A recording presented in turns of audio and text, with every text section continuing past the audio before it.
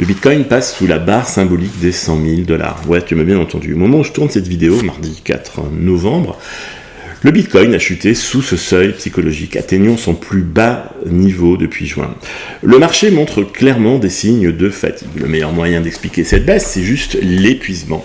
Il n'y a pas de mauvaises nouvelles en ce moment, mais le marché est un peu fatigué. Mardi 4 novembre, le Bitcoin est tombé autour des 99 000 $.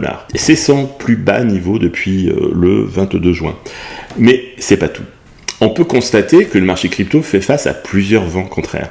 Les taux d'intérêt élevés aux États-Unis, la guerre commerciale lancée par les Américains contre à peu près tout le reste du monde, les doutes sur la capacité des marchés boursiers traditionnels à continuer de battre des records, et même certaines entreprises qui vendent un peu de leur stock de Bitcoin pour payer leurs dettes. Bref, pas mal de raisons de rester prudent, non ? Aux États-Unis, les investisseurs se désengagent petit à petit avec des flux négatifs autour des ETF Bitcoin. En clair, l'intérêt pour le Bitcoin diminue chez les gros acteurs.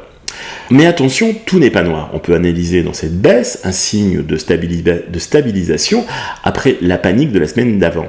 En effet, ce qui est le plus intéressant, ce n'est pas les liquidations en elles-mêmes, mais la façon dont le capital est repositionné.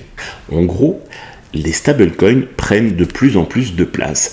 Les investisseurs cherchent le rendement et la sécurité, tandis que l'activité on-chain montre déjà des signes d'accumulation discrète.